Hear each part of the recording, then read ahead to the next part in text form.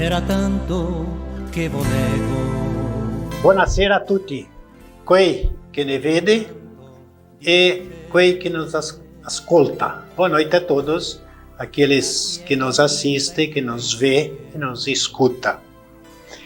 Pian pian se vai lontan, devagar, devagar se vai longe. E é no andar da carroça que as abóboras se acomodam. Bem, nos esforçamos a seguir esses provérbios. Provérbios de origem popular que nos ensinam em frases curtas de que resume um conceito, seja ele moral ou uma norma social. E mais, só percebemos o valor da água depois que a fonte seca. Teremos também provérbios aqui, trabalhados nessas oficinas, e um trabalho também que está sendo desenvolvido pela nossa colega Nedi Terezinha Locatelli. Tudo a seu devido tempo. Compreender de que cada inscrito a essas oficinas, cada qual se inscreveu, pois tem um objetivo específico. Seja qual for o interesse ou objetivo de realizar as oficinas, esse curso, seguir com calma e regularidade. A motivação é crucial e também manter sempre o entusiasmo em alta. Aos iniciantes, sem saber nada da língua, poderá haver alguns desafios pela frente, fáceis de serem contornados ou suplantados. O maior número de oficinas fica para a língua italiana e será focado na aprendizagem das pronúncias, da fala sobre leituras interpretativas, em seus significados e concordância. A gramática terá sua importância, sem adentrar muito em verbos simplesmente decoreba em suas conjugações. De início teremos que nos situar brevemente na história, cultura e língua, em que sua formação é recente, ela não é milenar. Aí vem a pergunta: o que é o italiano? E como surgiu? No caso da língua italiana, como ela é recente e se formou no Brasil, não há necessidade de buscar origens longínquas. Língua é um idioma, que é um conjunto organizado de signos linguísticos, com características fonéticas e vocabulárias próprias. Geralmente, uma nova língua nasce de outra já existente, num processo que pode durar séculos. No caso da língua italiana, nasce de alguns idiomas trazidos pela cultura dos imigrantes italianos que aqui se estabeleceram. Com relação à cultura dos imigrantes estabelecidos no Brasil entre os anos 1830 a 1940, não há mais sobreviventes. Apenas por hipótese, os últimos imigrantes a chegarem em 1940 até os dias atuais, 2020, tem-se um período de 80 anos.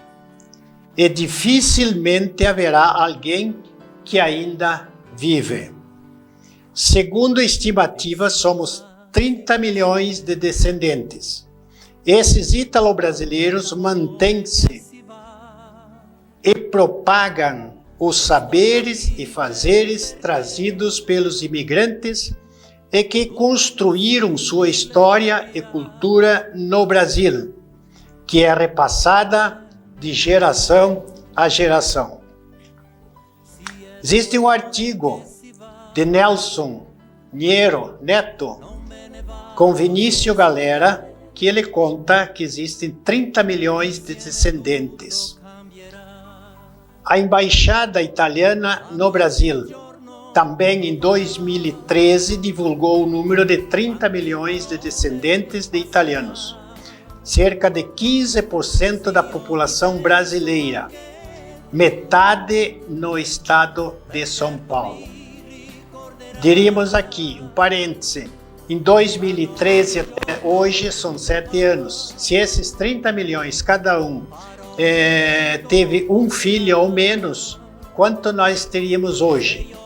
Não existe estatística ainda de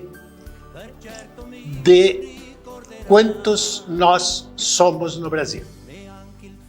O país recebeu, no século passado, século XIX e XX, um fluxo enorme de italianos, inicialmente para o trabalho nas lavouras. Esses italianos influenciaram a cultura e os costumes brasileiros. Nesse artigo de Nelson Niero, ele cita Rita Doval, coordenadora do curso de Relações Internacionais da Faculdade Santa Marcelina, onde mantém uma linha de pesquisa sobre migrações e refúgios. A população italiana nesse período estava arrasada. O processo de unificação do país não foi pacífico.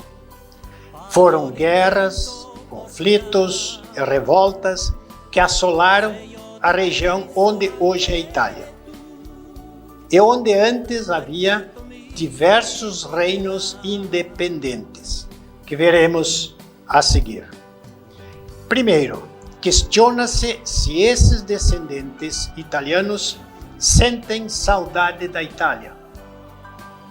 Muitas saudades dos imigrantes que, forçosamente, tiveram que abandonar a terra natal, abandonar suas famílias, abandonar amigos para viver em um país lontano, país distante e estranho.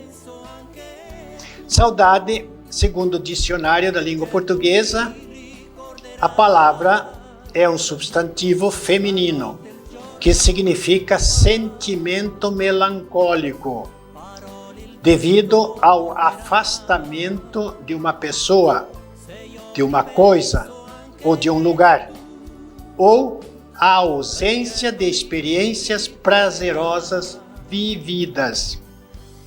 Importante salientar de que não podemos ter saudade do que não construímos e o que não vivenciamos, que acontecia somente com os imigrantes, pois saudade da Itália está muito em voga nos dias atuais.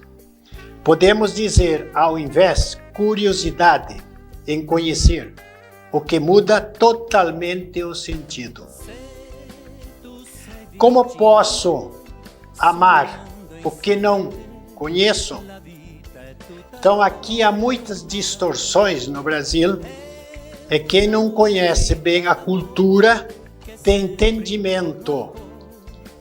Chamam saudades quem nasceu no Brasil, se criou no Brasil e praticamente nunca foi para a Itália. Então temos saudades daqui e não da Itália, porque não conhecemos. Com relação à língua, é exclusivamente amalgamada no Brasil, tendo certidão de nascimento e declarada patrimônio cultural e material do Brasil. Portanto, história, cultura e língua. Nos esforçaremos a dar o melhor esclarecimento durante esses 10 meses de oficinas semanais online. Mas retornando às perguntas, como surgiu essa cultura e essa língua? Para o início de entendimento, teremos que retornar no tempo nas origens em que tudo começou, ou seja, a emigração italiana para o mundo, em especial para o Brasil. Então, nesse slide agora, com o mapa da Itália anterior à unificação.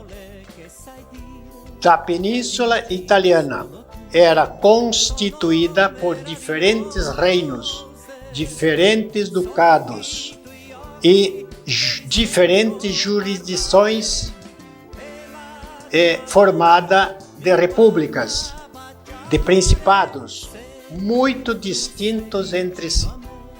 Ao norte, parte do território estava ocupado pelos austríacos. Cada um tinha sua própria moeda, sistema de pesos e medidas, e aduanas. E cada uma dessas regiões era comandada por um rei, por um duque, um príncipe, que também com idiomas diferentes. A Itália era predominantemente agrária, e somente o reino de Piemonte e Sardenha começava a ter indústrias e assim uma burguesia influente. Com o liberalismo trazido pela Revolução Francesa, os movimentos nacionalistas italianos lutavam pela unificação política do país. Contudo, as derrotas sofridas na Revolução de 1848, o sonho de formar um só país parecia enterrado. A partir de 1850, no entanto, a luta se reacende com o ressurgimento, ou seja, o ressurgimento dos movimentos pela unidade nacional. Muitas lutas, muitas guerras aconteceram para sua unificação.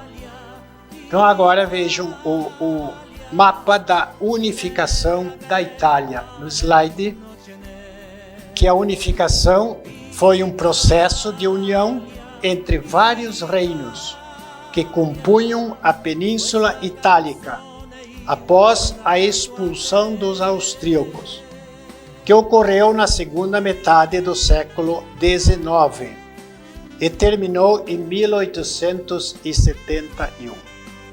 Com isto, os reinos passaram a formar um só país, o Reino da Itália, sob o reinado de Victor Manuel II. Temos uma pesquisa aqui de Juliana Bezerra como fundamento.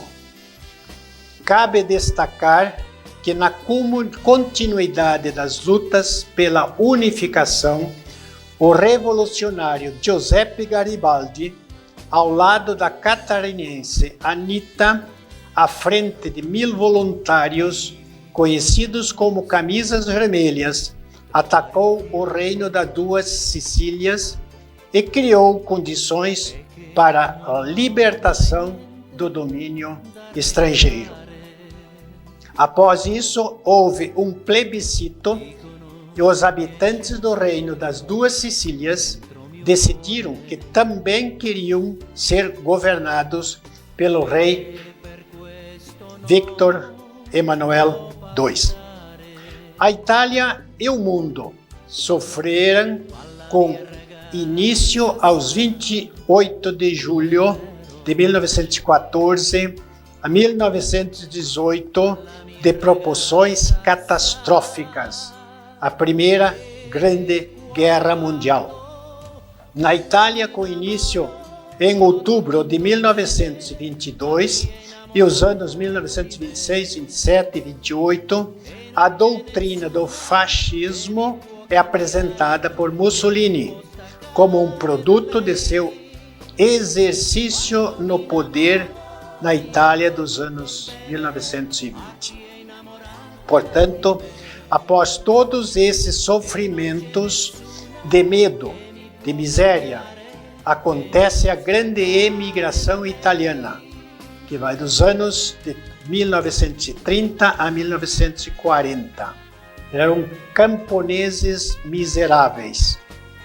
Ainda logo após a imigração, o mundo enfrenta e sofre a Segunda Guerra Mundial, de 1939 a 1945, em que esses imigrantes, agora estabelecidos no Brasil, seus descendentes tiveram que ir para a Itália e lutar. E sofrem aqui no Brasil perseguições por não saber falar a língua portuguesa, que será visto mais adiante. No mesmo período da unificação da Itália, acontece também a unificação da língua. O italiano padronizado, escolhido, usado hoje na Itália, é descendente dos dialetos da Toscana, especialmente aquele falado em Florença. Aí nós temos o slide, né? Um registro de onde surgiu a língua oficial. Então, a língua italiana prevalece sobre os dialetos. Na primeira metade do século, o analfabetismo é drasticamente reduzido, graças especialmente à escolarização e ao trabalho do rádio e da televisão. Assim, a Itália adota um dialeto dentre muitos dialetos, desprezando os demais ao esquecimento. Esquece sua história sobre as inúmeras línguas anteriormente faladas. Agora, então, nós temos o mapa Razões da Imigração Italiana, que foram econômicos e socioculturais. No caso específico da Itália, depois de um longo período de mais de 20 anos de lutas para a unificação do país, sua população, particularmente a rural, a mais pobre, tinha dificuldade de sobreviver, quer nas pequenas propriedades que possuía ou onde simplesmente trabalhava, quer nas cidades para onde se deslocava em busca de trabalho. Nessas condições, portanto, a emigração era não só estimulada pelo governo, como era necessária. Entre 1880 e 1976, perto de 13 milhões de pessoas deixaram a Itália para ir morar em outros países também.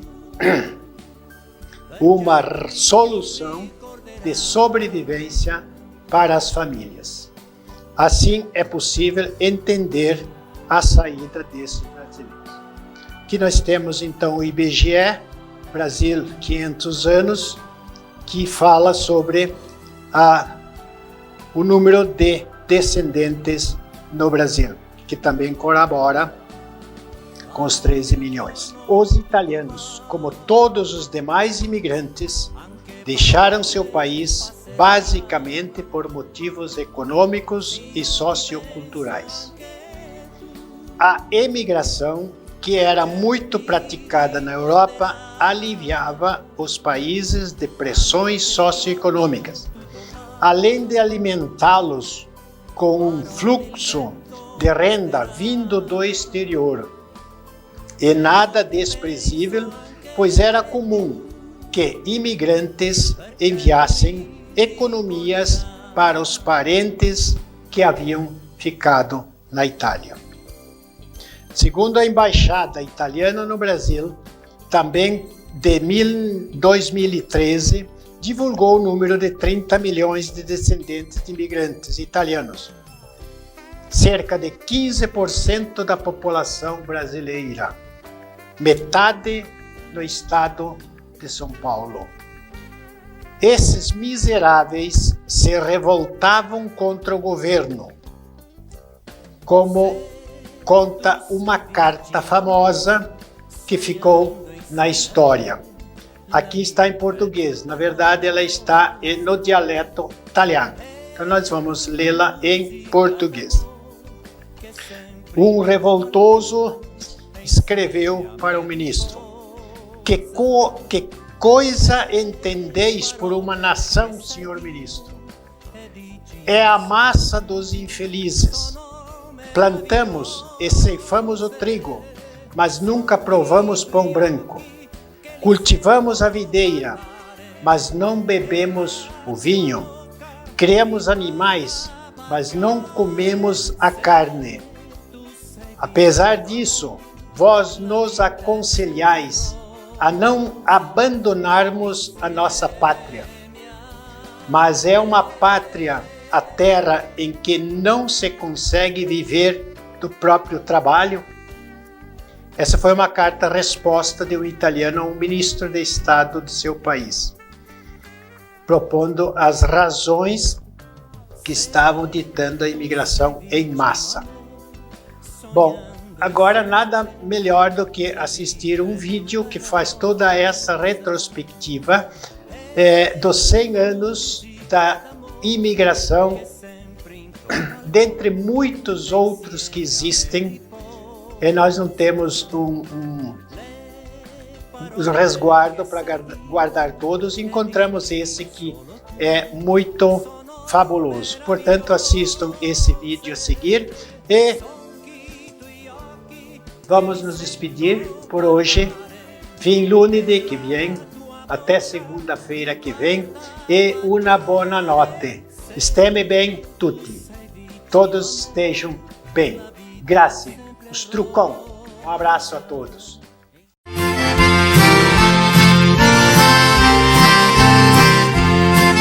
Mamma mia, dammi 100 lire che in America voglio andare. Vamos fazer uma viagem no tempo para conhecer um pouco mais sobre a história dos primeiros 100 anos da imigração italiana ao Brasil. Na primeira metade do século XIX, a Itália estava passando por um período muito difícil, pois estava subdividida. Com isso, seguidamente surgiam conflitos e guerra, levando o povo à pobreza e à destruição, principalmente o norte da Itália. No início da segunda metade do século XIX, veio a unificação da Itália. O povo começou a pedir ajuda ao governo. O governo não tinha recursos, não podia ajudar.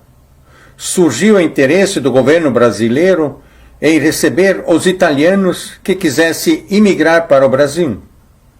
O governo italiano concordou. Início da década de 1870, começou a sair do norte da Itália navios superlotados de imigrantes italianos rumo ao Brasil. As famílias que ficavam lamentavam a saída de seus parentes e amigos, sabendo que nunca mais poderiam vê-los. Nessa época era muito difícil de viver no norte da Itália, pela destruição deixada pelas guerras e pela pobreza. Quem podia sair, saía, sabendo que a viagem e a mudança de vida seria muito difícil e perigosa.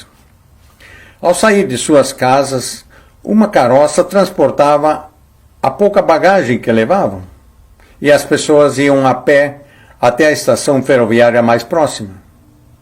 Depois o trem levaria essas pessoas até o cais do porto. Aí ficaria dias e até semanas à espera do navio que iria levá-los para o Brasil. Os navios viajavam normalmente com o dobro de sua capacidade, correndo o risco de afundar. Ao chegar no Brasil, a maioria dos imigrantes era encaminhado para 3 diferentes lugares, conforme foram cadastrados no norte da Itália antes de partir. Um grupo ia para o Espírito Santo, outro grupo ia para São Paulo. Nesses 2 lugares, os imigrantes iam trabalhar nos cafezais, como empregados. O terceiro grupo, o destino era o sul do Brasil, Rio Grande do Sul e Santa Catarina, para trabalhar na terra.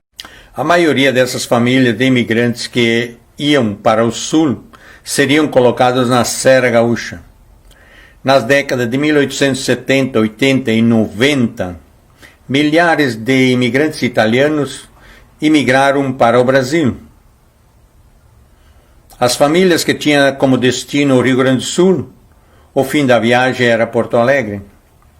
O governo gaúcho acelerava os trabalhos nas demarcações das terras, porque com o passar do tempo ia chegando mais e mais famílias de imigrantes italianos a Porto Alegre.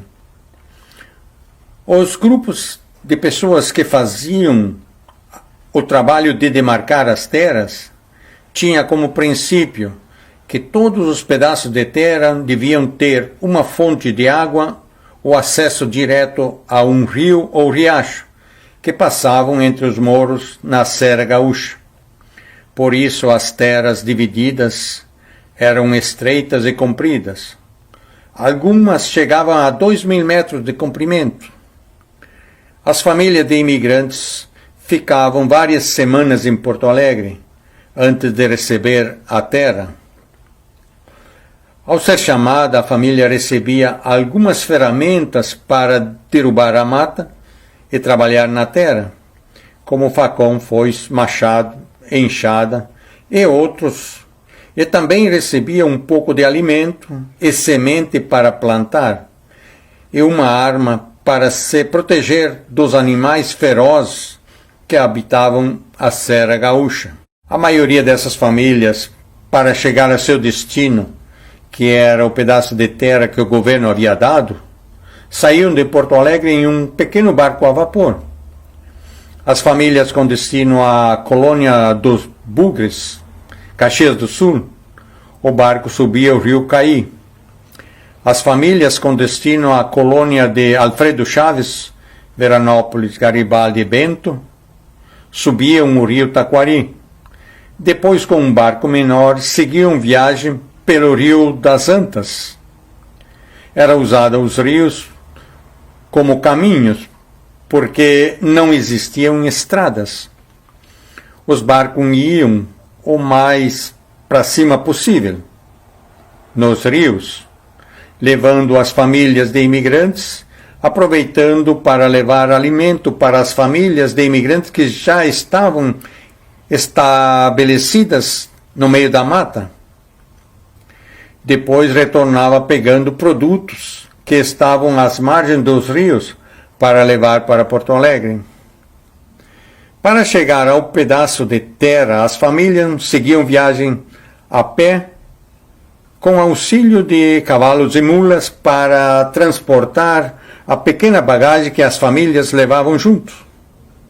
O governo gaúcho distribuía as terras dessa forma.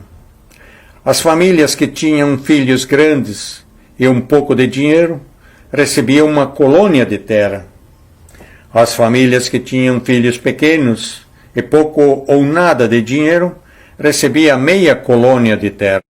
As famílias, para chegar ao seu pedaço de terra, era acompanhada por um representante do governo. Ao chegar na terra, ele mostrava mais ou menos os limites da divisa da terra. Dadas as informações, o representante do governo abandonava o local. As famílias ficavam praticamente abandonadas no meio da mata. Os primeiros dias, semanas e meses foi um período muito difícil para essas famílias de imigrantes, pois elas não sabiam onde estavam, não conseguiam nem ver o sol, porque estava socada dentro da mata no meio dos morros.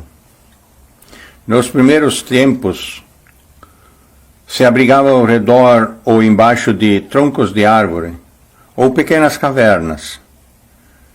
O primeiro trabalho era escolher um lugar para abrir uma clareira na mata, para construir um abrigo primitivo, escolhendo perto de uma fonte de água ou um riacho, para facilitar o abastecimento de água ao abrigo. Os primeiros abrigos normalmente eram feitos de galhos de árvores, cobertos de capim ou ramas de árvore. A mata era derrubada e queimada, para depois começar a plantar. A comida era cozinhada em fogo aberto, no interior do abrigo ou fora dele, sempre com muito cuidado de não queimar o abrigo. Mas assim mesmo, seguidamente, alguns abrigos se queimavam. Com o passar do tempo, começaram a construir pequenas casas, feitas de tábua cerada à mão, e também começaram a construir casas de pedra. Ambos os tipos de casas, o telhado era feito de madeira lascada.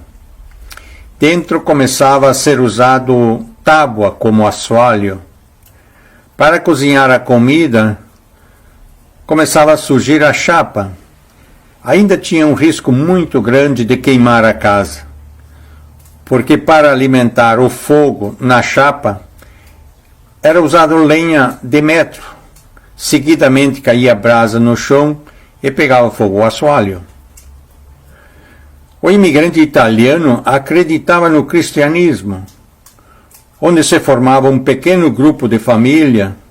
Era construído uma capela para, aos domingos à tarde, rezar o terço. Todas as noites, antes de dormir, as famílias rezavam o terço. A mata aos poucos ia sendo derrubada. Depois de seca, faziam as queimadas. Aos poucos, começava a aparecer áreas plantadas. Com o passar do tempo, esses imigrantes não dependiam mais da ajuda do governo para se alimentar, porque já estavam colhendo os alimentos. Quando esses imigrantes se encontravam na igreja, na bodega, ou quando as famílias iam fazer filó, normalmente aos sábados à noite, na casa dos vizinhos, faziam cantorias como essa. La golondrina, la galeale, la golondrina, la galeale, la goleale,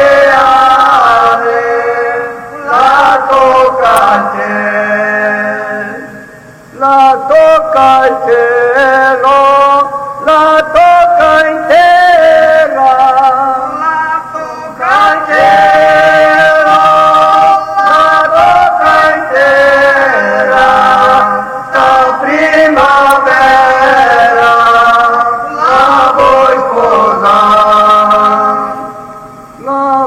sposare allegramente, la vuoi sposare allegramente. Essas canções vinham do fundo da alma desses imigrantes, para matar um pouco da saudade que sentiam dos amigos e parentes que deixaram no norte da Itália. O som dessas cantorias andavam quilômetros e quilômetros de distância, quebrando o silêncio daqueles moros e daquelas canhadas,